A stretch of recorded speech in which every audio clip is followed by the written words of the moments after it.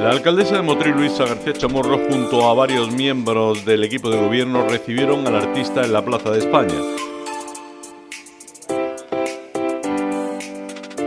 La comitiva dio un paseo por las distintas casetas de los libreros y conocieron sus impresiones sobre el desarrollo de esta cita literaria.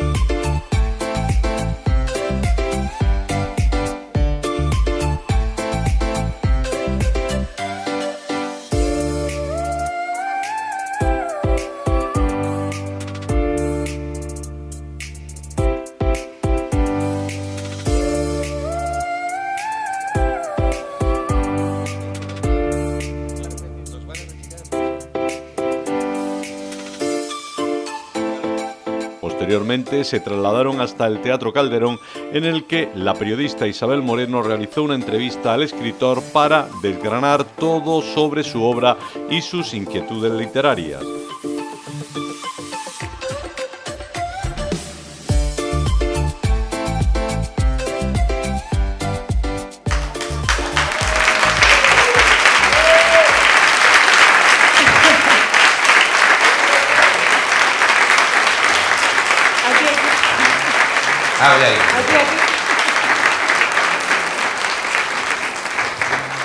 Bueno, me encanta, porque esto no estaba preparado así, o sea que me encanta. ¿Verdad que nadie te haya sacado un escenario de esta forma? No, a mí nadie me ha sacado así.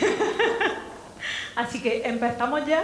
Perfecto. Y desde aquí, esa gran bienvenida, ya no me ha hecho falta pedirla porque bueno, ya lo tenemos aquí, a Loquillo, para presentarnos este libro y para hablarnos de más cosas, porque no solo vamos a hablar del libro, aunque estemos en la Feria del Libro. Agradecimiento a todos los presentes, agradecimiento por supuesto a la alcaldesa de Motril, Luisa García Chamorro, a la Corporación Municipal y a todo el público, porque sin público no seríamos nada los que estamos aquí arriba. Cierto, también hay que buscar al público. También hay que buscarlo. Es importante. Y lo primero que yo quería hacer era que le dedicara unas palabras a este público. Así que improvise. Directamente. Bueno, me alegro que me hagas esta pregunta. Bueno, una vez se anunció la salida de mi quinto ensayo, novela, autobiografía, como quieras llamarle. La primera que se editó fue El chico de la bomba, del año 2003. Tengo que decir que el primer lugar donde nos llamaron para venir es aquí. Entonces yo mantengo mi palabra y aquí estoy. Me han chivado por ahí, yo pensaba que era la primera vez que venía a Motril. Yo he perdido la memoria, porque ya sabes, en los 80, los 90, si sabes dónde estás, es que no estuviste. ¿Entiendes? O sea, entonces, claro, yo sé que estuve, pero no sé cuándo, ni cómo, ni de qué manera. Bueno, pues a mí ya me han contado alguna anécdota, la vamos a dejar ahí. Sí, sé, he estado muchísimas veces, pero insisto que, sobre todo en las primeras veces que recorríamos Andalucía, siempre nunca te fíes de alguien que te diga que se acuerda. Perfecto. Pues nos fiamos de ti porque no te acuerdas. Como me voy saltando las preguntas, vamos a hablar de Paseo de Gracia, entre otros, que se pensó como un guión de cine. Sí. Y como una película en blanco y negro, una película que habla... Blanco y negro y color. La mitad del libro en blanco y negro y la segunda en color. Con esos flashbacks que se van viendo. Entonces, este es un guión... Después de hacer... bueno, primero se editó El chico de la bomba, que es un poco la búsqueda de las raíces. Después se editó Moya Jóvenes Airados, el PAC, que eran 3 libros anteriores, que eran Barcelona Ciudad, Jerez de Madrid, Chanel Cocaína, Don Preñón, que recorren el espacio-tiempo entre que me inicié en el mundo de la música con 13 años hasta llegar al triunfo masivo en el 87 del pasado siglo. Sí. Y este es un libro, llamémosle, no es un libro de aventuras, es un libro de reflexión, de desencanto, sobre la ciudad que fue. Es la historia, todo viene por un hecho, que es la muerte de la madre protagonista, y esa persona vuelve a su ciudad después de muchos años después de abandonarla, y se enfrenta a todo lo que fue, a su ciudad perdida, a los personajes y la gente y las formas que definieron una ciudad que impresionó al mundo y que fue en su momento pues capaz de catalizar pues muchos movimientos culturales en Europa que de alguna manera fueron primerizos en España. Entonces esa Barcelona en la que yo crecí, que era la Barcelona de mitad de los 70, cuando era un adolescente, era una Barcelona muy libre, era una Barcelona que recogía un poco todo lo que estaba por venir, la mayoría de artistas, de creadores, desde que sé yo, para decir nombres fáciles, ¿no? Desde Mariscal a Almodóvar, y estaban en Barcelona, unos presentando sus primeros cortos, los otros haciendo sus primeros cómics, Mariscal que venía de Valencia. Era un lugar donde se centraba toda la creatividad, justo en ese espacio que es entre el tardofranquismo y las primeras elecciones democráticas. Entonces, bueno, más que de las elecciones democráticas, diría, para ser exactos, antes de la aprobación de la Constitución. Entonces, ese espacio que parecía del que no se habla, sí. que fue pues, un momento en que todo cambió, las personas cambiaron, las generaciones más jóvenes salieron a la calle. En ese momento, pues, Barcelona era un hervidero cultural, no solamente de cultura, sino también de expresiones diferentes, movimiento de gay, lesbianas, ecologista, los movimientos por derechos humanos. En las Ramblas eran como el escaparate de todo eso. Entonces había una libertad sexual espectacular y la gente pues experimentaba con el sexo y con las drogas. La música era muy importante y yo era el chaval de 16 años que iba con los mayores. Entonces, digamos que yo crecí pues sin ningún tipo de trabas, tapujos,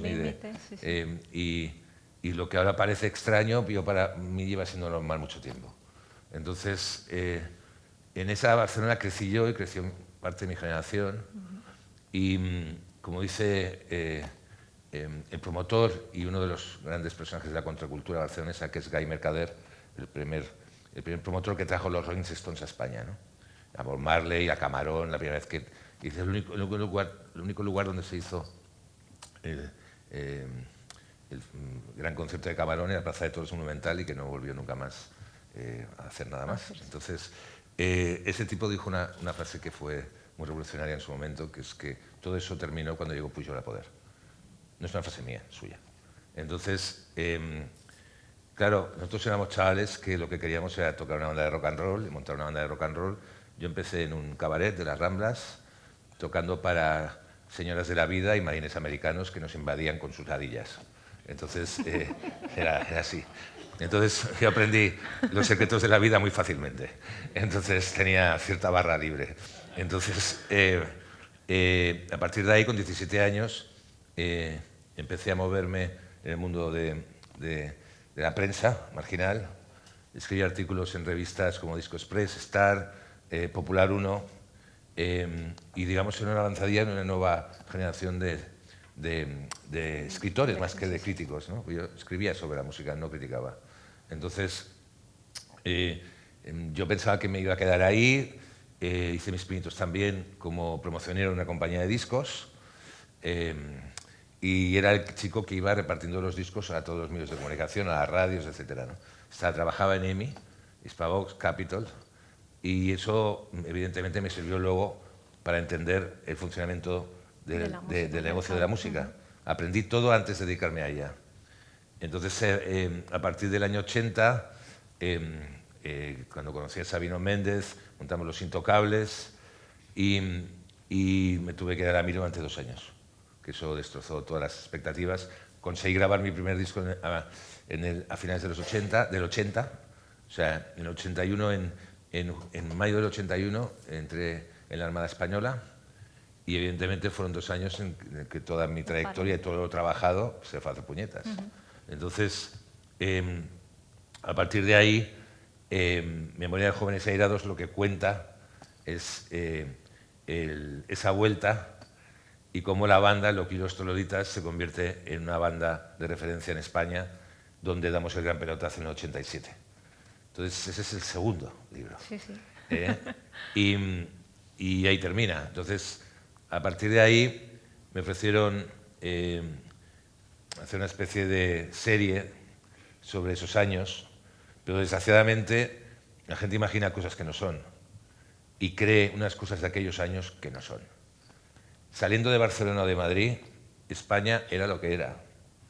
Y para irte de Barcelona a Galicia tenías que estar 2 días yendo en carretera por carreteras infames. O sea, esto era así.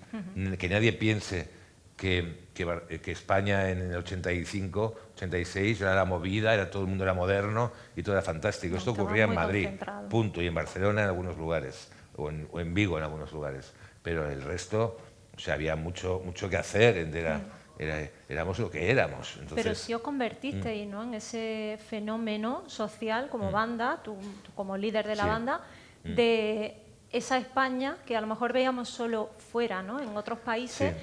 Y de pronto, pues oye, en España también, aunque en bueno, X ciudades no. Hay un trabajo previo, ¿no? Yo siempre hablo de la gente que estuvo antes que yo, ¿no? Las bandas, o sea, el mundo no empieza y acaba en los cantautores. No. Entonces, las bandas de pop de los años 60, desde los Brincos hasta los Bravos, de los Sirex a los Salvajes, hicieron un trabajo muy importante que fue algo tan sencillo como que chicos y chicas bailaran juntos. Cuidado. Tan sencillo, tan complicado en esa O época. sea, cuidado. De esto no se habla, pero esto era así. Entonces los cantautores salían con su guitarrita y aburrían a las ovejas, pero es que donde había lío, donde había un cambio realmente en las formas y en las maneras, en el comportamiento humano, fue con la explosión del pop de los años 60 en España. O sea, es que esto es así. Sí. Entonces, si no hubieran habido autores tan mitificados y que algunos todavía están en carretera, si no hubiera sido por esa generación de valientes y de gente que se arriesgó de verdad en un momento de censura donde no se podían escribir letras porque tenían que pasar una censura previa, etcétera, Sí. nosotros no hubiéramos llegado a ninguna parte. O sea, nosotros nos encontramos con un trabajo hecho. Hasta el año 78 en España había censura. Nosotros cuando llegamos ya no había. Ya no había. Entonces, si no, todas nuestras letras no hubieran salido ni a la mitad. Entonces, los primeros que se encontraron con esa nueva situación fueron la banda madrileña Burning y Ramoncín. Fueron los primeros en poder escribir letras de su tiempo. Y hablar de la calle y hablar digamos, de una nueva realidad que estaba sucediendo en España, ¿no? Y, Entonces, y esas letras que representan, ¿no?, lo que decía, ese estar viviendo. Es que yo particularmente creo que es muy importante que tengamos claro, ahora ya está asumido, pero en el 85-86 el rock no se consideraba cultura popular. No. Se consideraba como una especie de invasión de los yanquis americanos que habían colonizado España, ¿no? Y nos olvidábamos, pues, de lo que estoy hablando, de los pioneros, Sí. desde Miguel Ríos, por ejemplo, ¿no?, a, qué sé yo, a los Brincos o como digo yo, los Bravos, etcétera, ¿no? Nos olvidamos de eso. Entonces, a veces la memoria la escriben quien gana. Entonces, aquí hay mucho trabajo que hacer en ese aspecto porque, en serio, que quienes sacaban las chicas y los chicos a bailar no era Serrat. ¿Sabes lo que quiero decir? Sí. No. O sea, Sí, los sí. guateques se hacían con otro tipo de música. Y Totalmente. eso fue muy importante porque era una España, evidentemente, muy tirada hacia adentro. Entonces, muy mojigata. Sí, muy entonces, cerrada, muy- los guateques fueron, no sabe la gente lo importante para que chicos y chicas se conocieran. Es que es así de fuerte. Y de esto no se habla. Entonces, yo doy importancia mucho a esas bandas. A esa que previa. hicieron. Yo, por ejemplo, el primer contacto que yo tengo con el rock lo tengo, bueno, aparte de ver las películas de Elvis por televisión y de alguna manera, pues, tener contacto con las bandas primerizas. Mi padre trabajaba de estibador en el puerto de Barcelona y me llegaban los singles de los Sirex a casa porque él conocía a un familiar, entonces le regalaban el single al niño, ¿no? Sí. Entonces, la primera vez que yo vi una banda ensayar fue en un local de ensayo cerca de mi casa, que habían locales de ensayo muy baratos, y decían que ensayaban unos melenudos. Entonces íbamos a ver estos tipos que iban con camisas de flores y pantalones acampanados. Entonces, claro, cuando nos colábamos y nos metíamos ahí, pues hasta que no se daban cuenta que estábamos, claro, estábamos viendo algo increíble. Totalmente ¿no? increíble en esa Y época. yo me quedé con un tema, ¿eh? ¿Sabes qué? Me quedé, estaba lleno de chicas el local. ¿Repite? Que estaba lleno de chicas el Claro. local. Y dijiste, por aquí sí, ¿no? ¿Sabes? Tuve Sí, una, sí. una La intuición. música, esto me va a Entonces, traer. pero sí que en aquel momento fue muy importante. Fue muy importante porque abrió las puertas. Y eso a mí me gusta decirlo siempre. ¿Y cómo se gestiona tan joven, viniendo del barrio del Clot, que Sí. bueno, pues sí, soñabais con ser, ¿no?, estrellas del rock, pero del soñarlo al lograrlo, ¿cómo se vive ese boom siendo tan joven? Vamos a ver, yo lo siento, pero tengo que decirlo claramente. Yo tenía muy claro lo que quería ser. Sí. O sea, tuve un momento de, digamos, de duda, que fue cuando yo estaba, vamos a ver, yo estaba totalmente alucinado con la carrera espacial. Proyecto Mercurio, Proyecto Apolo, El hombre de la luna. Y un día mi padre me llevó a ver 2001, Odisea del espacio, de Stanley Kubrick, y antes daban un documental sobre Elvis, que llegaba a un concierto vestido de blanco. Y los tipos que salían a la nave espacial de 2001 también iban vestidos de blanco, con lo que entendí Todo. que Elvis era un extraterrestre. Entonces yo me identifiqué, ¿sabes? Pensé, soy un marciano, ¿sabes? Entonces, a partir de ahí, pues tenía dos opciones. Pilotar una nave como la de 2001 o ser estrella del rock. Entonces, con 16 años me apunté a la Fuerza Aérea para ser piloto, para después ser astronauta. Claro, sí, Lógica sí, el camino. pura. Pero no cabía en los aviones de aquella época. Así Dijiste, bueno, pues decidí el otro camino, ¿sabes? Sí, Menos sí. transitado, ¿no? Sí. Menos transitado. Pero siempre tuve muy claro que yo era un marciano. Y era raro. O sea, yo soy hijo de una pareja mayor, que mi padre estuvo en la Guerra Civil Española, en el bando republicano, estuvo en el exilio, en la cárcel, su vida fue terrible. Y, claro, había un silencio en casa absoluto, de eso habla el chico de la bomba, del silencio. Sí. Y, claro, naces con eso encima. Por otro lado, era hijo único, impar, como decía Umbral. Y los impares, pues, de alguna manera no tenemos nadie con quien jugar, nuestro amigo invisible y poco más. Y era un chico muy retraído, muy introvertido, y en cierta manera, pues, la única persona que me defendía era yo mismo. Así que mi padre me dijo una vez, vive la vida que yo no pude vivir. Y joder, se la ha vivido. ¿Sabes lo que quiero decir? Le ha hecho caso, le ha hecho caso.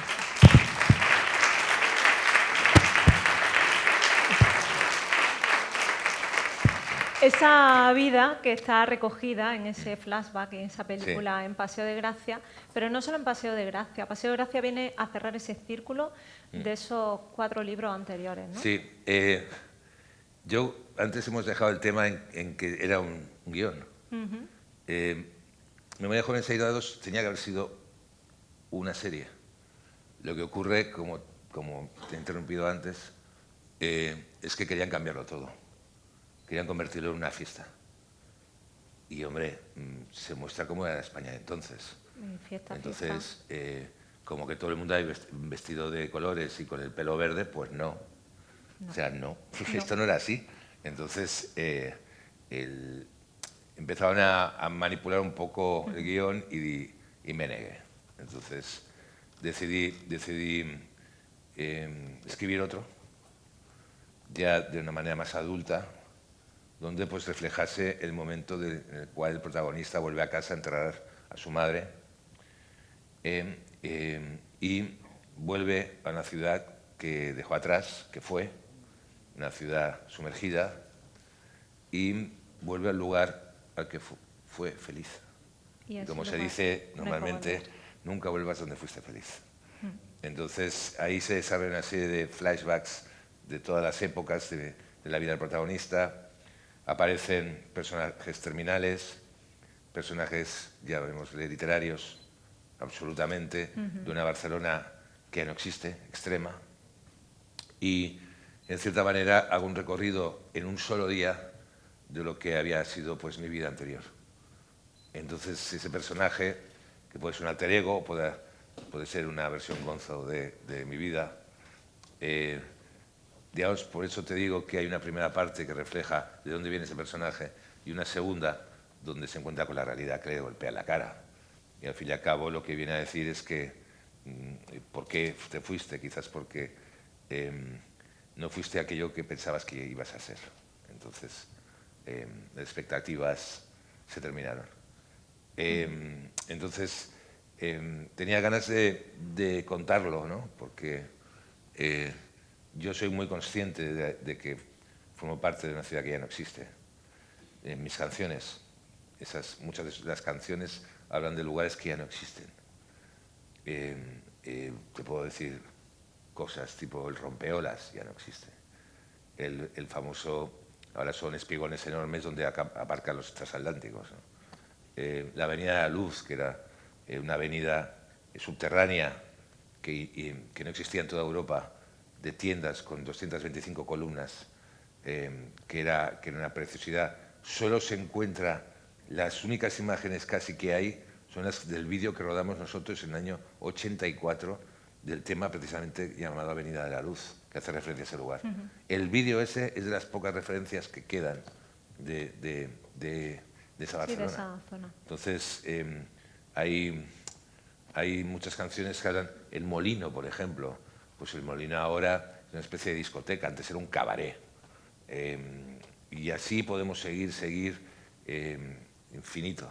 Entonces, ¿Y cómo se vive esa vuelta a la ciudad, recordando todos esos lugares que ya no están, desde la nostalgia? bueno, no.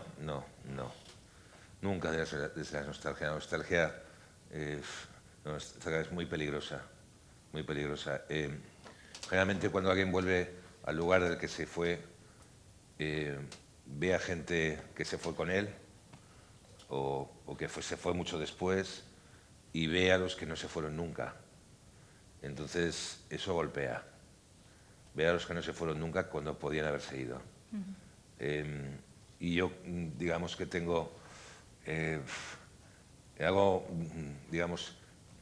reflexiono mucho sobre eso, ¿no? Porque me acuerdo ya no es una cuestión de recordar los bares, qué tal, porque los tiempos cambian, narices, o sea, gente cambia, las nuevas generaciones cambian. No es eso, sino el espíritu. Barcelona era una ciudad transgresora, que siempre estaba a la vanguardia, por delante. Entonces, para entenderlo fácil, yo crecí con una generación que decía, por ejemplo, ¿no? En el 78, no patrias, no banderas, ¿no? Un mundo sin fronteras.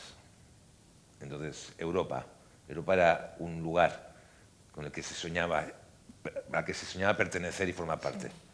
O sea, algo tan sencillo como esto. Sí. Entonces, claro, toda una efervescencia de una generación que pensó en eso y creyó en eso, terminó con los fastos del 92, con Barcelona Ciudad Mundial, pero eso trajo una resaca interminable. Y fue cuando yo, por ejemplo, pues abandoné la ciudad. Pero muchos amigos míos también, porque vieron que no era el lugar para desarrollar sus... Después vino el proceso político, que eso es otro tema, pero yo me fui mucho antes de todo eso, porque lo intuí, lo vi venir, o porque no habían opciones para mí. O sea, a veces te encuentras con que tú ya no formas parte de eso. Entonces... Y busca ese nuevo lugar. Y te vas a otro lado. O sea, yo no tengo ningún apego, o sea, en el sentido claro de la palabra. Mi patria es mi infancia, ¿no? Que decía Prévert. O sea, eso lo llevo a rajatabla, ¿no? Y no es lo que ha sido de enano, ¿no? Chaval. Eso marca muchísimo. El libro se desarrolla en lugares como el aeropuerto. El Clot está en zona de vía ferroviaria. Sí. Esos viajes, ida y venida, los taxistas. Sí, está muy presente en mi vida. También. En mi vida está. Yo crecí en un barrio marcado por el cruce de caminos de la vía férrea. Entonces, delante de mi casa estaba la Escuela Técnica de los Trabajadores Ferroviarios, donde los ferroviarios hacían la mili incluso, los hijos de los ferroviarios, donde se arreglaban todos los trenes. Entonces, yo estaba con los pies colgando en el balcón de casa, viendo cómo pasaba un tren y se iba otro. Esto en la cabeza te vuela, porque tú estás ahí, no se va nadie y todo el mundo se va.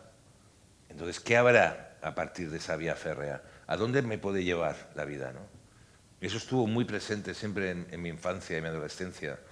Y tiene mucho que ver también porque el edificio donde yo nací es un edificio tasado en 1889, que en principio eran lugares destinados a familias, que alrededor había una serie de fábricas, entonces la mano de obra que venía de España, es que a mí el resto de España me parece una mala frase, gente que venía, porque ¿cómo se puede llamar emigrantes si eres del mismo país? Es que es algo que nunca he entendido.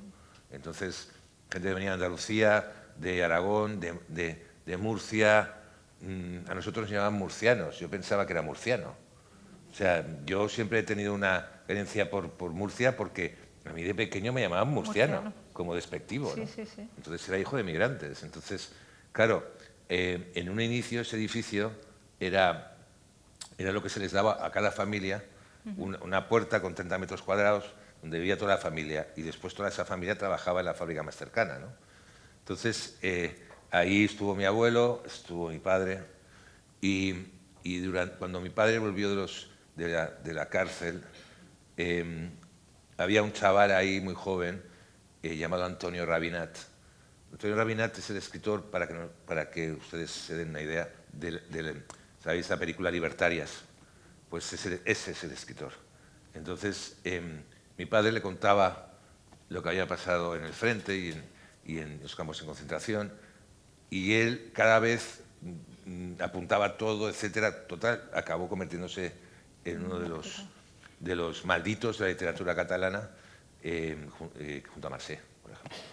Entonces, claro, en uno de sus libros, El niño asombrado, Premio Ciudad de Barcelona del, creo, del 66, cuenta cómo él veía los trenes en la misma posición que yo, sentado en el balcón, y cómo los trenes iban y venían, y que eso le daba cierta coraje para largarse. Él también se fue exiliado a Venezuela. Entonces, creo que los que tuvimos esa sensación, murió hace muchos años, Antonio, pero me contaba las cosas de mi padre cuando el silencio todavía no seguía marcando, y fue él quien me descubrió el pasado de mi padre y el que me contó su historia.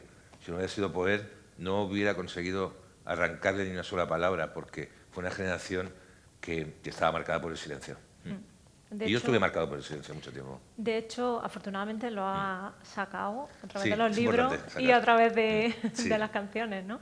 De hecho, en el libro habla de Antonio Rabinat que cuando él murió, pues se acabó, ¿no?, la historia de allí. Sí, fue un poco... yo volví a buscar un poco el pasado de mi familia y el pasado, y él me la contó.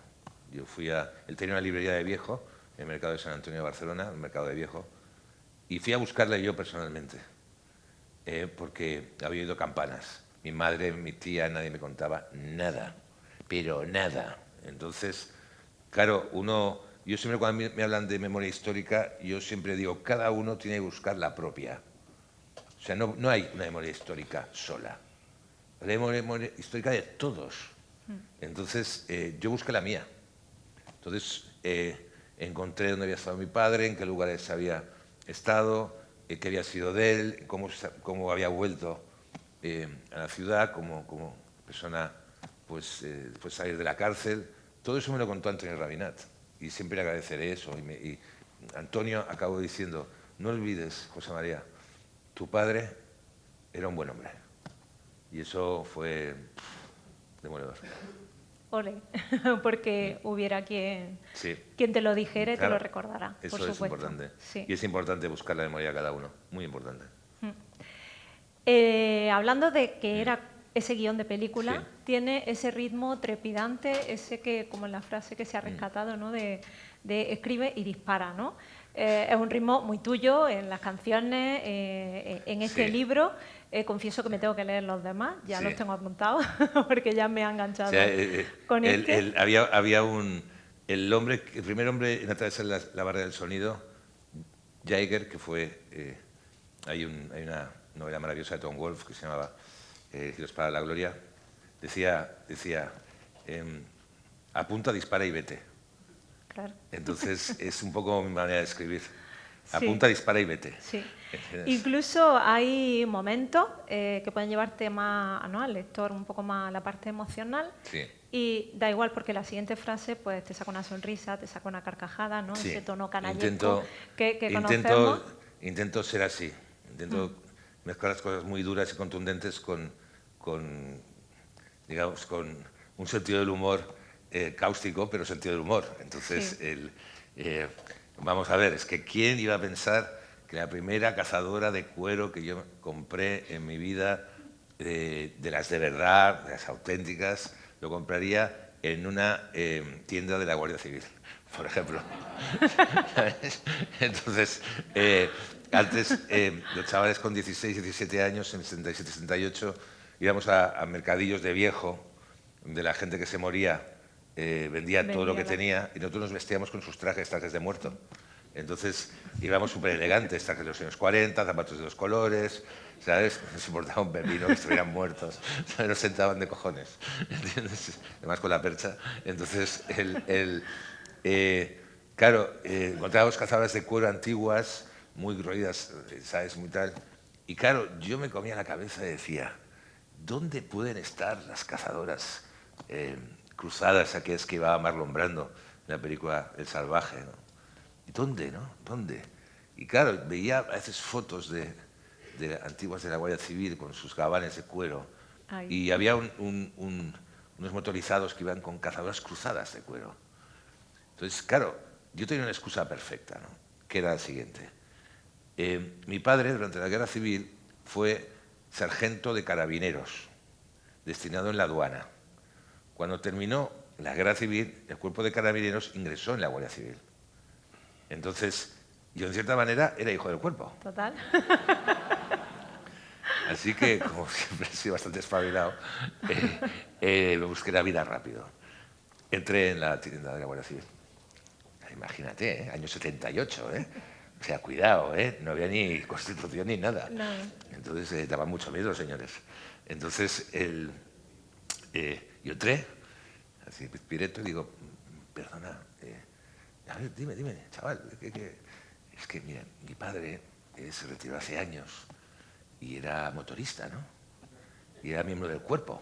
No estaba mintiendo. No. Es importante eso. Hasta ahí, no. Entonces digo, y le quiero hacer un regalo, ¿no? Es muy mayor ya y me gustaría regalarle una cazadora de cuero de aquellas que él llevaba. Joder, me tiré el rollo que te cagas. Espera. Esta es muy buena, ¿eh? Y vaya, el tío se le abren los ojos, se le iluminan. Y dice, espera, a ver qué puedo hacer. Se va dentro del almacén a 20 minutos que el otro compañero solo hacía hablarme de la Guardia Civil, de los no sé qué, que te puedo vender un libro de no sé cuánto, de la historia. Y yo ahí que no sabía ya, estaba viendo todos los uniformes, que era el sitio donde compraban los uniformes, sí. ¿no? Los guardias. Entonces, claro, yo estaba alucinado digo, ¿pero dónde me he metido, no? Y aparece el tipo con una cazadora de cuero cruzada de los años 50. Pues a mí se me abrió el mundo.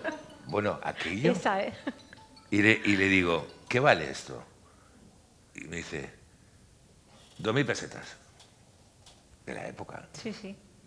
Bueno, conseguir las 2.000 pesetas, yo iba a decir 5.000 también. O sea, esto estaba clarísimo. El primer día que me puse esa cazadora, o sea, toda Barcelona preguntó dónde había comprado esa cazadora. Muy buena esta, ¿eh? Entonces, los amigos rockers de 16, 17 años de mi generación, ¿dónde has comprado? Entonces dije, en la tienda de la Guardia Civil, en el Paralelo. ¡Hostia! O sea, esa tarde, todos los rockers de Barcelona o motoristas estaban en la tienda de la Guardia Civil. Que el pobre hombre debía alucinar en colores. Y muchos años después, cuando he hablado con oficiales, guardias, comandantes en la comandancia de Barcelona, que saben la historia, claro, eso todavía se recuerda.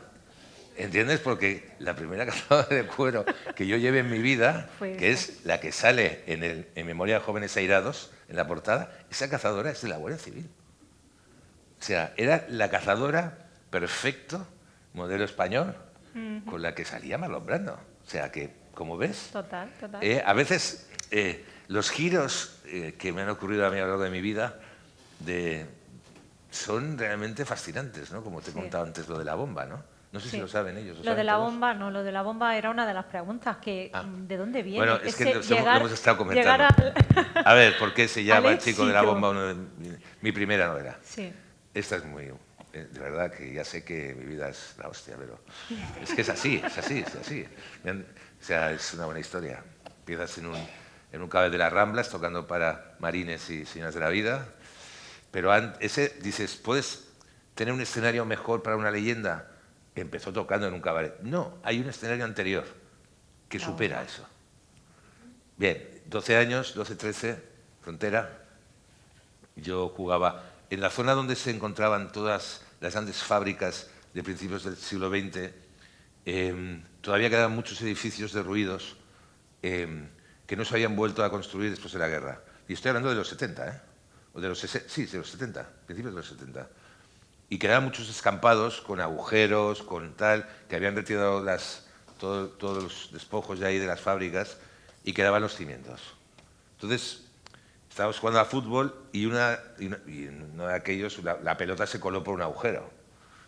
Y yo, como siempre he sido muy aventurero, soy Sagitario, pues ya me metí en el agujero, ¿no? Y cuando bajé a buscar la pelota, cuando vi la pelota, vi que alrededor había un montón de bombas. Esas como de aviación, ¿sabéis? Esas que como veis en las películas antiguas que tiraban así, ¿no? Así, ¿no? Con esas cosas, ¿no? Una bomba, vamos, o sea, es tremendo.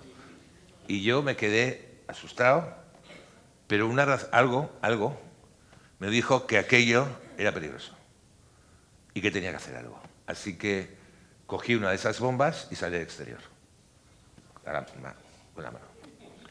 Los chavales empezaron a correr, la gente mayor se fue corriendo gritando, imagínate el griterío por la calle, y yo, como soy una persona responsable, no se me ocurrió otra grandísima idea que irme a la comisaría del barrio.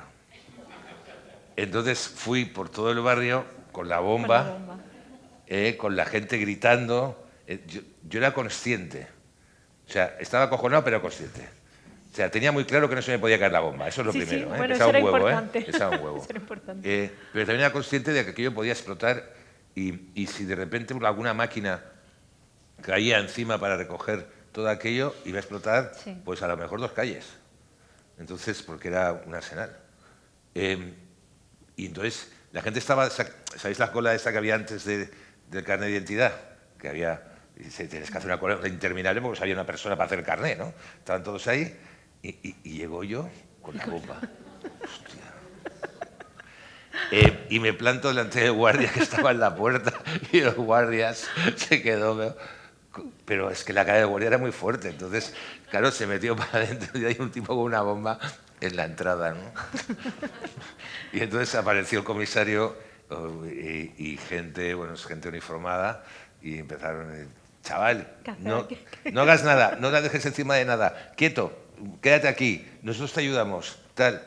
Entonces yo estaba sudando mares, llamaron a los artificieros y yo ya no podía más. Entonces uno de los guardias me puso la mano debajo de la mía y yo fui sacando la mía de abajo y para quedársela a él.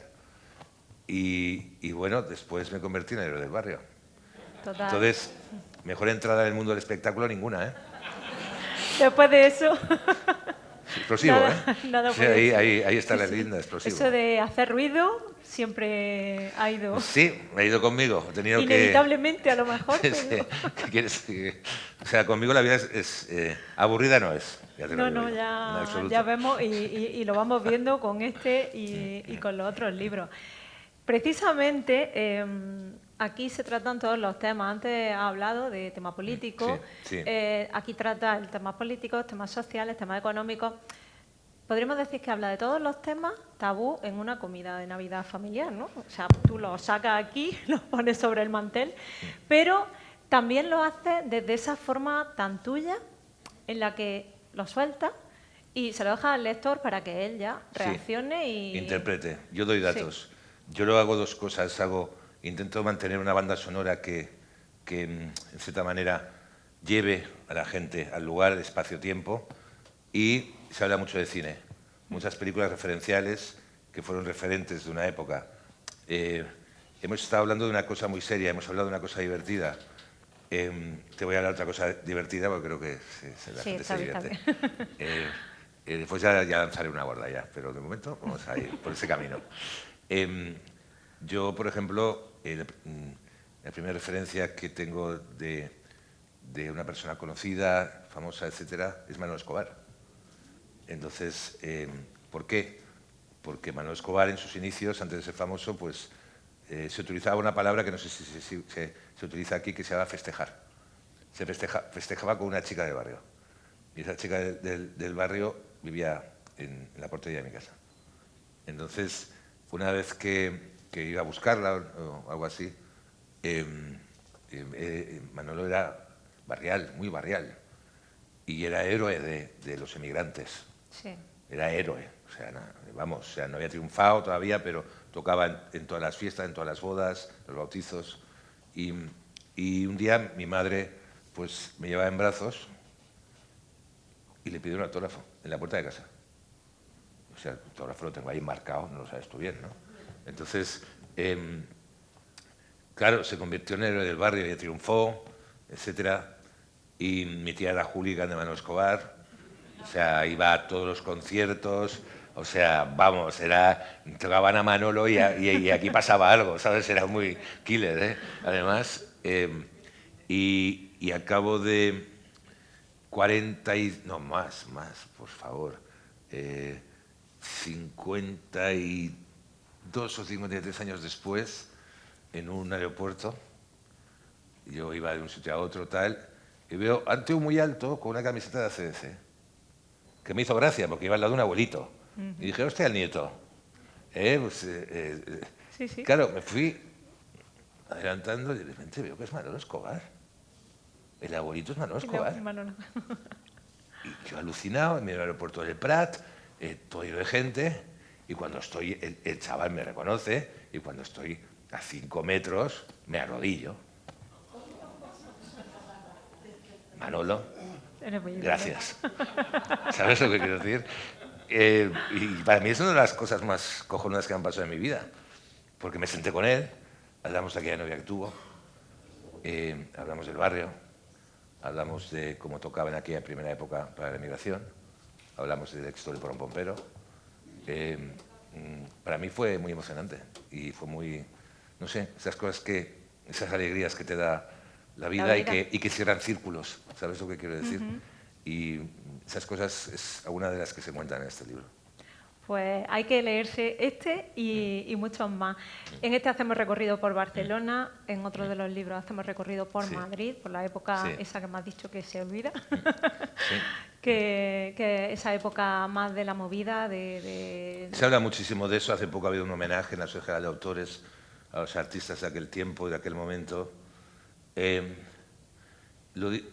muy difícil calibrar algo así. Es muy difícil. O sea, imagino que también cuando se habla de la generación del 27 o del 98 o de los nuevísimos, ¿no? De poetas nuevísimos, se habla desde un punto de vista de gente que nunca estuvo ahí o de un recuerdo de una época. Ahora tenemos eso mucho más cercano. Sí que afortunadamente nos estamos dando cuenta que es importante reivindicar nuestra propia cultura. No puede ser pues que O sea, uno ve en Francia, por ejemplo, es una manera de hablar, cómo es el amor que se le tiene a sus artistas, la veneración. Sí. En Francia nunca se les ocurriría aprobar el Top Manta, por ejemplo, que aquí fue el cachondeo madre, ¿no? Porque ellos consideran que la cultura no debe estar en el suelo.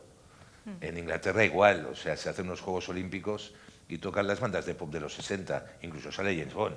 O sea, hay un orgullo Sí. de cultural propio del país, ¿no? A lo mejor, pues, estos homenajes que se hacen a la movida, todo lo que significó, los grupos, etcétera, pues va calando un poco como algo muy importante, digamos, a un nivel general que coincide con un momento de explosión del país.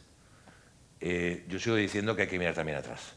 Y que, como hemos hablado antes, tenemos que hablar de los pioneros y de la gente que se atrevió a romper un poco los esquemas en el primer momento, ¿no? Pero yo espero que mi voz, o sea, vuelvo otra vez a hablar de Guy Mercader, que es mi padrino, textual, y que me dijo, antes de que los demás cuenten tu historia, cuéntala tú. Entonces al menos deja constancia de lo tuyo, para que nadie pueda manipular lo tuyo. De tu versión. Tu versión, ¿no? Y yo espero que esto pues también ocurra en otros artistas que escriban su versión de la historia y de lo que vivieron. Yo lo que puedo decir es que no me acuerdo. Bueno. Lo que puedo decir es que las chicas que iban con el pelo rojo y verde las llamaban putas. O sea, así de claro. O sea, no todo era fantástico.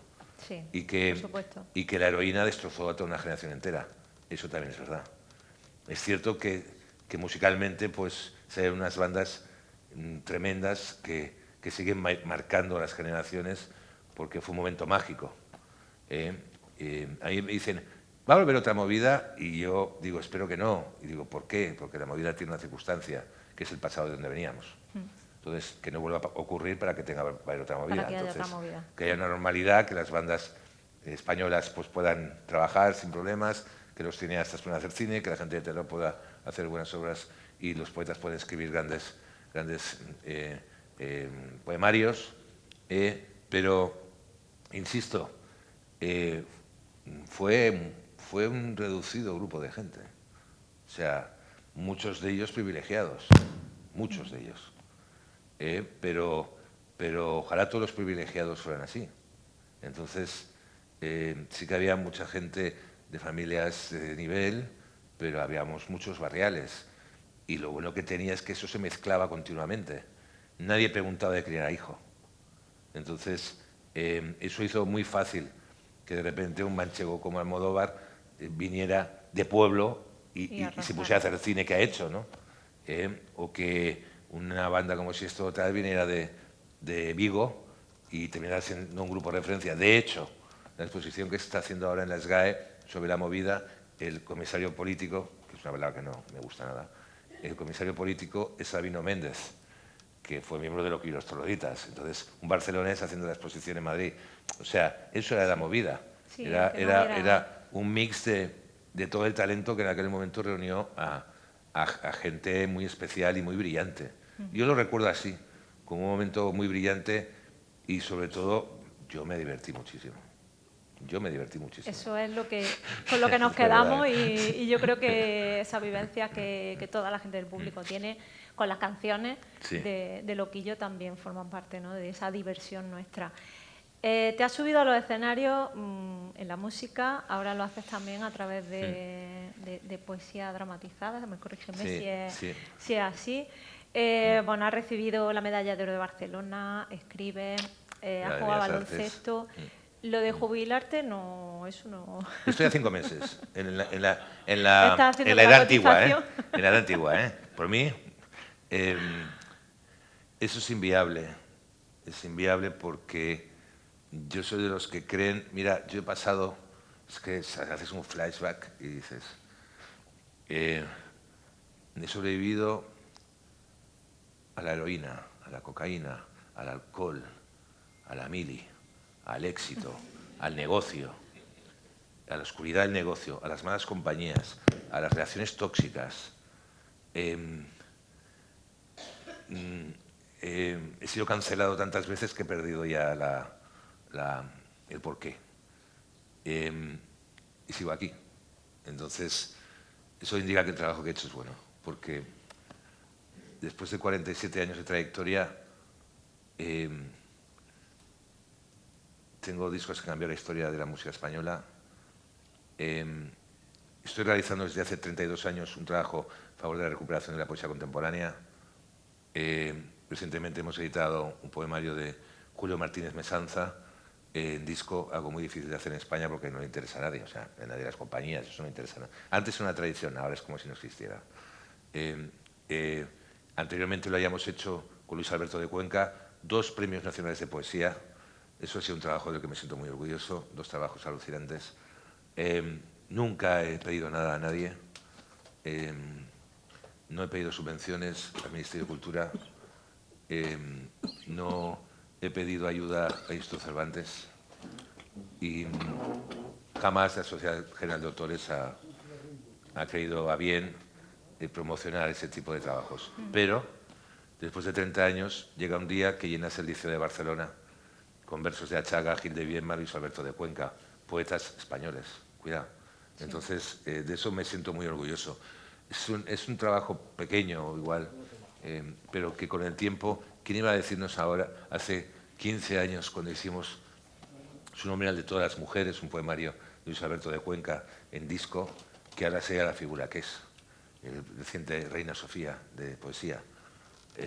Entonces, esas cosas a mí me llenan de orgullo y para eso trabajo.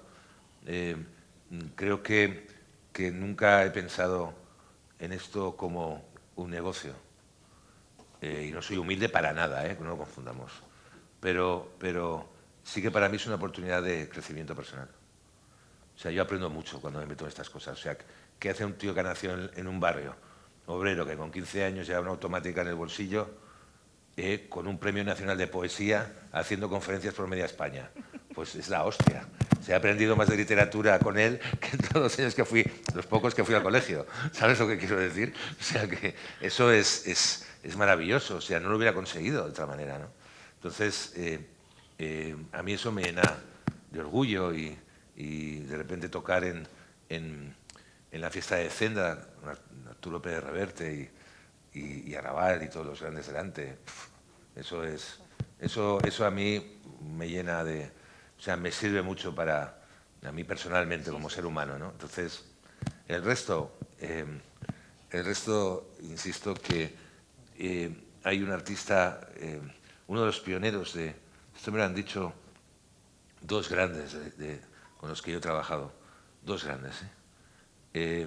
Johnny Hallyday, uno de los grandes mitos de la música francesa, me dijo una vez: no dejes nunca de sorprenderte con lo que haces. Y la otra persona me dijo eso, muy parecido, fue Rafael, que me dijo 3/4 de lo mismo. No dejes nunca de sorprenderte, siempre hay algo que tienes que hacer cuando te levantas, algo con lo que mejorar, algo por lo que vale la pena todavía dedicarte a este oficio y salir al escenario, ¿no?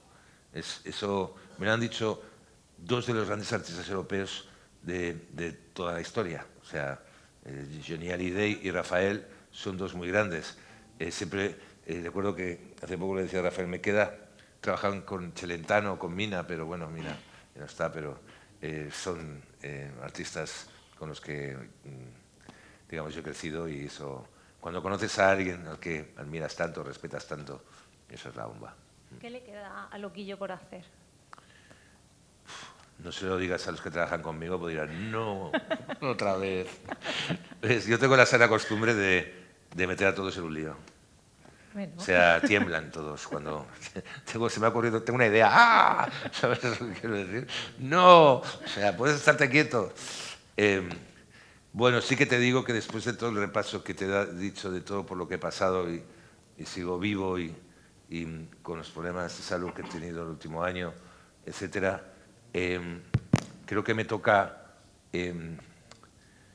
disfrutar del legado. Disfrutar del legado y darle al público lo que quiere. Que en eso, a veces, los artistas, los que realmente creo que somos artistas, a veces pasamos de frenada. Y y cada X tiempo tenemos que recordar qué somos y cuál es nuestro legado. Entonces, volver a recuperar la banda de rock español y salir de gira y tocar todos los clásicos de 45 años de trayectoria, yo tengo un repertorio imbatible. Entonces, o sea, sale la sexta flota y sale todo. Y, ¿me entiendes? Los legionarios salen todos, ¿entiendes lo que quiero decir? Ya con hasta eso... la Guardia Civil la Guardia Civil, con las chupas. Pero sí que necesito volver ahí porque ha sido un año muy difícil para mí, porque cuando hice la inmersión de la última gira, Transgresiones, que era un compilado de los 6 discos de poesía contemporánea desde el año 94 del pasado siglo, llevar a un escenario con una banda de verdad, no con una guitarrita, que eso es muy fácil, llevar pues, a Jaime Gil de Viedma, a Cesare Pavese, a Georges Brassens, a Jacques Brel, a todos los grandes poetas europeos, españoles y latinoamericanos, es un ejercicio de actor muy heavy. Porque cuando tú cantas una canción rock, tu repertorio, que eres tú, solo tienes que salir y ser tú. Sí. O sea, es muy fácil, eres tú. Y te diré una cosa que en esto estoy en contra de lo que dicen mis compañeros de profesión. Los compañeros de profesión dicen que ellos se transforman cuando salen al escenario. Yo no. Es al revés, es cuando bajo, cuando me transformo. Para mí es un escudo. ¿Cuál es el de verdad? Donde yo realmente soy yo es cuando estoy en el escenario. Perfecto. Entonces, cuando hice la gira de poesía contemporánea, tuve que interiorizar 19 poemas distintos, de autores diferentes, con personajes distintos. Cada uno de los personajes los estuve trabajando durante 6 meses. Todo eso te lleva a una música interior, es crecido con actos de estudio, entonces lo sientes, lo padeces, buscas en ti todo aquello, lo sacas. Hice un ejercicio de introspección muy bestia y eso me pasó factura. Entonces, muy cerca de aquí, cuando tocamos en las Cuevas de Nerja el año pasado, cuando volví al hotel, una luz blanca tapó toda referencia y me vi en un túnel con una luz blanca, ¿no? Es lo que se dice, es verdad. ¿Sí? Hace poco, ayer me decían en Radio Nacional, me decían, ¿qué es para ti Dios? Y yo le digo, una luz blanca. ¿Entiendes? Porque estuve en ese sitio y por alguna razón volví para atrás. Entonces...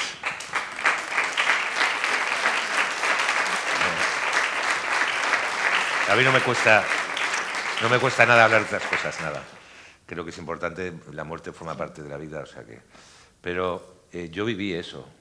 Yo siempre digo, si algún día ocurre que pongan banda sonora. Yo la he dejado, por si acaso. ¿No? Al menos que pongan la banda sonora, si no, qué aburrido. Entonces, pero sí, me desperté después de un buen rato, solo en la habitación. Caí, gracias a Dios, encima de una cama. Pues imagínate si me iba a caer en el suelo, ¿no? Y al día siguiente, pues, me ingresaron en la clínica de la Universidad de Navarra y me operaron de una arritmia severa. Me puse a 144, normalmente yo estoy a 68, 70, los que sepan de esto sabrán. Y a la semana estaba subido al escenario, porque la mejor manera de recuperarme era precisamente hacer lo que más me gustaba. Y cuando terminé la gira y coloqué ese personaje, tuve que hacer un ejercicio de todo lo que me había ocurrido, ¿no? Pero no me costó nada volver al personaje de rock, que todo el mundo conoce. Lo difícil es hacerlo al revés. Cuando vas del personaje de rock excesivo, que abre, ¿no? Que lo da, ¿no? Al personaje introvertido que lo cierra, que contiene. La contención a veces es mucho más salvaje que la explosión, porque tienes que contener y transmitir en ese momento una serie de sensaciones sin moverte de un escenario, sin estar pegando saltos de un lado a otro. O sea, lo haces firme. Entonces, ese ejercicio de contención es muy duro. Y para un actor yo aprendí muchísimo ese ejercicio de un actor italiano del que soy muy fan, que es Vittorio Gassman. Entonces lo vi actuar y lo vi hacer ejercicios de actor y eso me ayudó muchísimo. Pero se va con precio. Entonces, ese precio, yo si me dices, volverás a hacer eso dentro de unos años, no sé qué decirte. ¿Entiendes lo que quiero decir? O sea, me la jugué mucho. Entonces, es muy pasional, muy excesivo y a lo mejor quizás me pasé un poco de vueltas. Entonces, la gente puede decir que en el mundo del rock durante una época, no ahora, se vivía en exceso, ¿no? Hay otro tipo de excesos que no tienen nada que ver con las sustancias no legalizadas.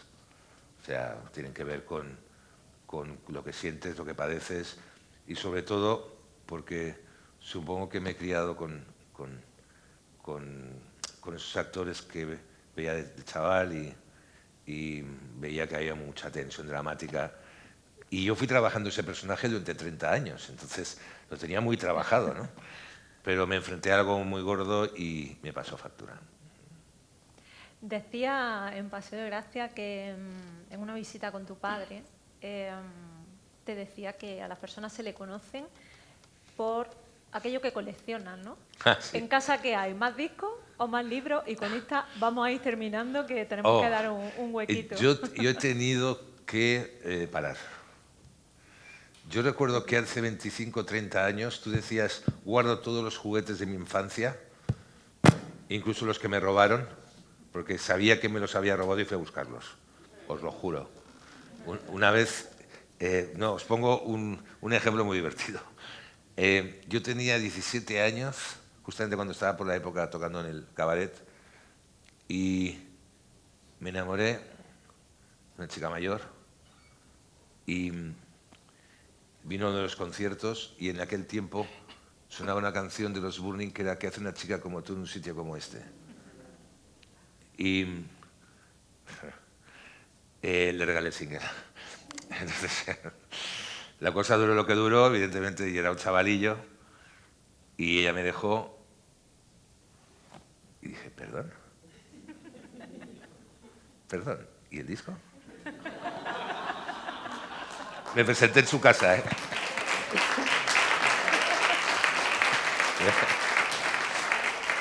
Me presenté en su casa y le dije a su madre, mira que estamos haciendo una fiesta y casualmente su hija tiene el single. ¿Me lo puede...? Y lo tengo marcado el single en mi casa, ¿eh? Para que no se me ocurra nunca más en la vida dejar un disco ni un libro a nadie. ¿Sabes lo que quiero decir? Pero sí soy un coleccionista. Empecé, evidentemente, por las cosas de mi infancia. Después lo trasladé a los discos, a la coleccionismo de discos.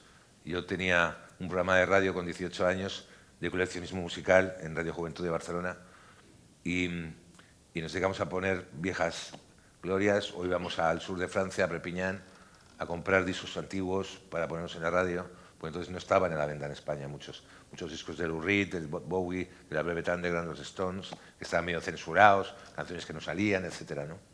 Y ya más tarde pues he tenido ya caprichos un poco más frikis, ¿no? Tipo Luis, Alberto de Cuenca. Hay un capullo que se ha levantado el poemario de Juan Eduardo Cirlot, Susan Lennox. Dice, se me ha jodido. Me dice, he sido yo. ¿Entiendes? Entonces peleamos bastante por ediciones extrañas de libros extraños, cómics. Es que cuando empiezas no puedes acabar, entonces tienen que pararte. O sea, tienen que pararte porque es que ya no cabe nada. Entonces tienes que yo recuerdo una muy buena que es que no sabía dónde poner las cosas. Normal, cuando hay tanto. ¿Entiendes? Entonces, claro, ya en casa es que se salía todo. Una lambreta del año 57, por ejemplo, una Electra Guy del 73, toda la colección de discos, máquinas, jukebox, pinballs, todo allí, o sea, mis muñecos de cuando era pequeño, todo estaba ahí, ¿no? O sea, y entonces se me ocurrió un día pues decir, hostia, voy a alquilar un sitio pues para llevar todo esto y tener una casa decente, ¿no? ¿Y qué ocurrió? Que vino mi hijo y me dijo, ya que has alquilado esto, voy a vivir yo ahí. Así que todavía sigo con todo en mi casa, que aquello parece pues un bazar. O sea, y la verdad es que tendré que pensar algo, pero a veces la vida te lleva a eso, y te lleva a eso porque quizás yo sigo teniendo, que eso además está explicado en Paseo de Gracia, mi barrio era un barrio asaltado por las ratas, ¿no? Pues ratas de kilómetro, que habían sufrido una mutación, ¿no? Entonces, en aquella época las basuras se tiraban en una esquina. Entonces, al final de la noche, aquellos era una cordillera. ¿Sabes aquello bonito? La línea del cielo, sí, la línea del cielo la he visto con bolsas de basura.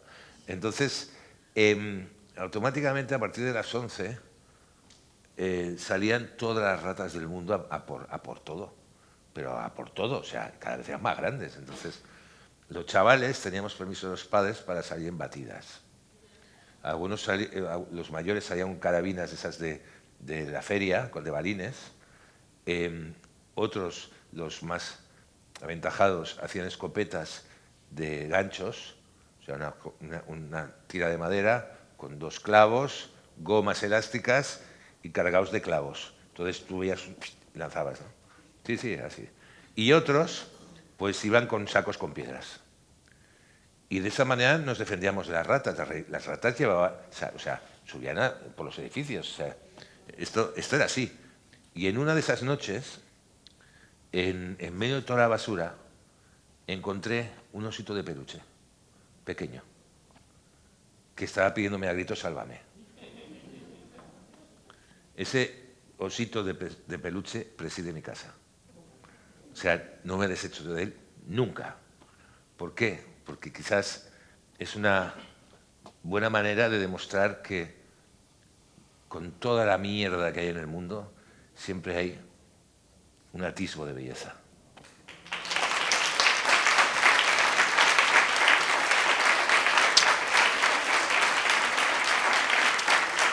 Sí. Cierto. Pues ahora vamos a dar turno de preguntas, así que un poquito de luz al público para que podamos ver. Creo que no hace falta micrófono, creo que todo el mundo solo tiene que levantarse y decir algo. Por ahí está el micro, así que vamos a ir levantando la mano, quien quiera preguntar algo. No vamos a ser tímidos. Audacia. Siempre. Vamos a ver, ¿alguna pregunta?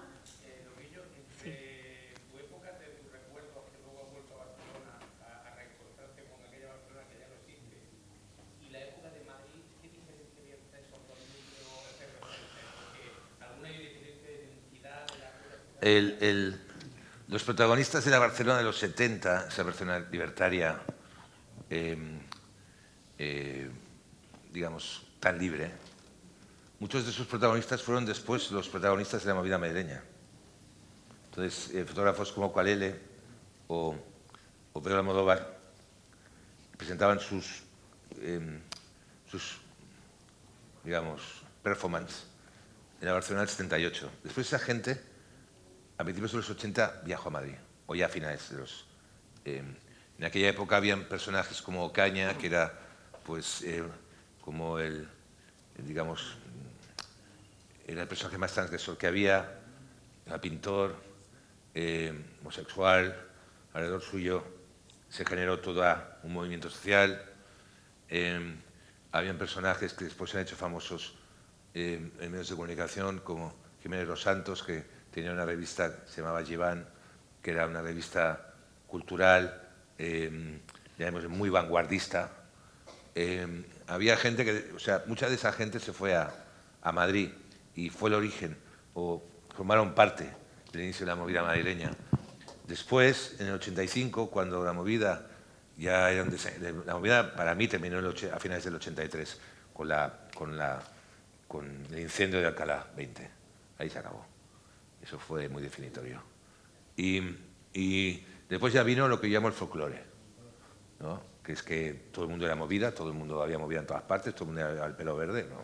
Eso pasó en un círculo muy concreto de Madrid, ¿no? Y cuando eso desapareció, Barcelona recuperó ese momento, ¿no? Toda una generación de jóvenes que habían sido muy jóvenes en los 70 empezaron a despuntar, pues, como Mariscal, que creó ya todo lo que se conoce, las bandas como nosotros, como Los Rebeldes, como El Último de la Fila, ya formaron una Barcelona diferente, con una aura distinta. Vino los Juegos Olímpicos y Barcelona se convirtió en una explosión tremenda, ¿no? Entonces, yo sigo creyendo que Barcelona y Madrid son dos ciudades complementarias. Lo que pasa es que quizás yo ya no veo que sean complementarias. Algo falla. Entonces, y sí que estos momentos eran brillantes, pero había una conexión entre Madrid y Barcelona muy importante. Mucha conexión, mucha. Entre creadores, entre músicos. Eso ya no existe. Entonces, uno no puede ver las cosas como fueron cosas de los viejos tiempos, ¿no? Eso dejó de suceder. Y los tiempos no es que cambian, es fruto de un momento que no va a volver. Entonces, los que sobrevivimos a esa época, hay quien lo ve como nostalgia de un tiempo perdido, de lo que fue en su juventud. Yo me sigo alimentando como buen vampiro de todas las influencias que tengo a mi alrededor, de toda la gente que tengo a mi alrededor. No dejo de sorprenderme y por otro lado, pues espero que pronto haya algo que sacuda culturalmente el país y haya una generación nueva que reactive y que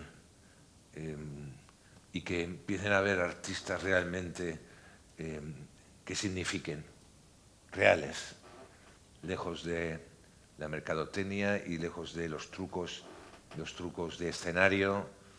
Me gustan los artistas reales. No tardará mucho en suceder eso. Y lo que no me voy a quedar es en el discurso del abuelito, dime tú, de que cualquier tiempo pasado fue mejor. No. O sea, me tocó vivir y me toca vivir. Entonces, exacto, yo me adapto a todo. O sea, soy muy camaleón. Si no hubiera sido así, no tendría la trayectoria de años que tengo. Y he visto a muchos compañeros de generación quedarse en el camino. O bien por circunstancias que nada tienen con el arte, pero otros porque no han sabido darse cuenta de que los tiempos cambian y que tú tienes que cambiar con ellos. Entonces, sí, nosotros empezamos a musicar poesía contemporánea porque teníamos en el oído, pues, los discos de poesía, pues, de Paco Ibáñez, de Serrat, por poner unos ejemplos, ¿no? Pero hicimos en vez de la guitarrita y todo aquello, pues nosotros le pusimos una banda sonora de rock. Entonces, ahora si quieres escuchar poesía contemporánea, posiblemente tendrás que ver conciertos de raperos o peleas de gallos. Entonces, las cosas evolucionan, hacen caminos distintos y lo que tienes que quedarte es con el trabajo que has hecho tú.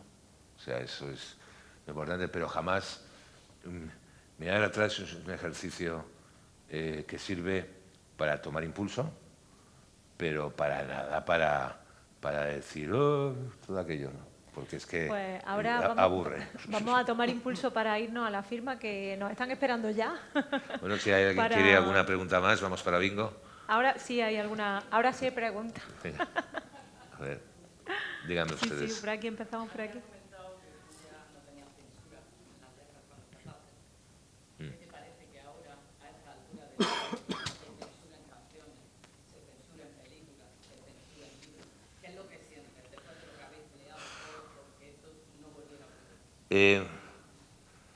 Bueno, es que lo único que se consigue con eso es que se haga lo contrario.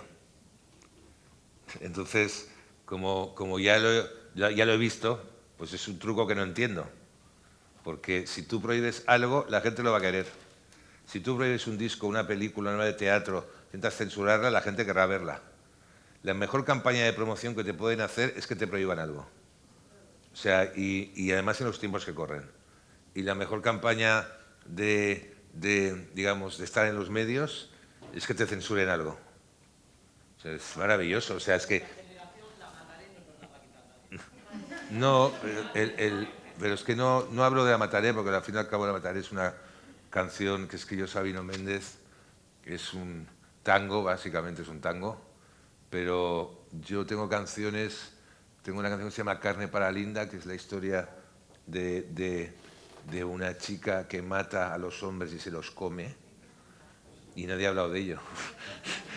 ¿Entiendes lo que quiero decir? O sea que a veces estas cosas suceden. Y yo te diría, a nadie se le ha ocurrido prohibir Atamé de Pedro Almodóvar, ¿no? O Otelo de William Shakespeare, ¿no? Entonces, son fenómenos de un día y que sirven para, sobre todo, por lo que yo tengo entendido, sobre todo para hacerse campañas de publicidad. Entonces, estos tiros siempre salen al revés, te salen por la culata. Ahora mismo una canción como esta o Carne para Linda son dos canciones clásicas de la historia de la música española. Entonces, es que si nos vamos más para atrás y más para atrás y más para atrás y más para atrás, pues entonces la copla que hacemos, ¿me entiendes? Entonces, es que vamos, o sea, y el tango, ¿no? Mi padre era cantante de tangos, entonces yo he crecido con el tango en casa. Entonces, pues imagínate que estaríamos prohibiendo a Gardel también. Entonces, insisto que es algo... el arte, la cultura no puede tener censuras. Otra cosa es que yo pueda pensar que hay gente que repite clichés antiguos, ¿no? Que tanto los artistas que van a lo fácil como digamos, grupos de presión que caen en el mismo error que cayeron antes, ¿no? O sea, porque sean casos, ¿eh? Pero insisto que la censura ahora mismo no tiene sentido ni el porqué. Lo que sí que existe ahora es miedo por parte de los creadores, miedo por parte de los artistas, miedo por parte de los cineastas, pero no son de mi generación, son de generaciones más jóvenes, que han crecido con ese rubor, pero dudo que a Pedro Almodóvar le digan lo que tiene que hacer. O sea, es que es así, por poner un ejemplo fácil. Y yo, ¿entiendes? O sea, no, porque nos hemos criado en una España que precisamente venía de la censura. Entonces, por eso se hicieron las cosas que se hicieron en esa época, porque era como, saquemos telarañas, ¿no? Pero insisto que son cosas que ocurren que tienen más que ver con la audacia de los autores o no. O sea, y bueno, desgraciadamente, antes ser audaz era premiado. Ahora tiene que pasar un tiempo. Y mientras te cae la del pulpo. pero insisto, si un artista cada X tiempo no tiene polémicas, ¿qué coño es? Entonces, es que yo no sería fan nunca de un artista que no le pasa nada. O sea, a mí me gustan los artistas con los que yo he crecido, se metían en líos, les pasaban cosas, les censuraban canciones, les recriminaban su forma de vestir, o su sexualidad, o su... ¿Sabes lo que te quiero decir? O sea, entonces, Lou Reed era maricón, y David Bowie ya ni te cuento. O sea, yo soy maricón, no, yo soy heterosexual, pero a mí me gusta lo que hace David Bowie y Lou Reed. Entonces, ¿qué pasa? Entonces, ¿dónde tenemos la cabeza? Pero sí que era así antes. Entonces, cuando creces con esa actitud libre, lo último que vas a pensar es que no puedo escribir una canción porque habla de esto o habla de lo otro. Y dices, ¿por qué? O sea, el artista tiene que reflejar el día a día y tiene que reflejar la calle y tiene que reflejar qué sería, no sé si habéis visto la película de Bob Dylan, pero Pero, o sea, Bob Dylan lo único que hacía era reflejar lo que estaba ocurriendo en las calles, desde su punto de vista. Entonces, eres al fin y al cabo estás retratando una sociedad y un momento. Y ese es tu trabajo. Entonces, ¿que haya gente más acomodatia que otra? Sí.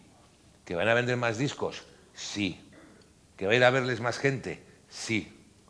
Pero siempre habrán artistas como Bisbal y siempre habrán artistas como Loquillo. Entonces, ni uno es mejor ni otro es peor. Cada uno ha tomado su camino y punto. Entonces, yo no le voy a pedir a Bisbal que cuente la historia que estoy contando yo. O sea, soy muy consciente de eso. Pero bueno, hay otros artistas que hemos buscado otra manera. Más que yo siempre digo, que esto termino, hay artistas que se ganan la vida y artistas que se la juegan. Yo pertenezco a la segunda. Bueno. No.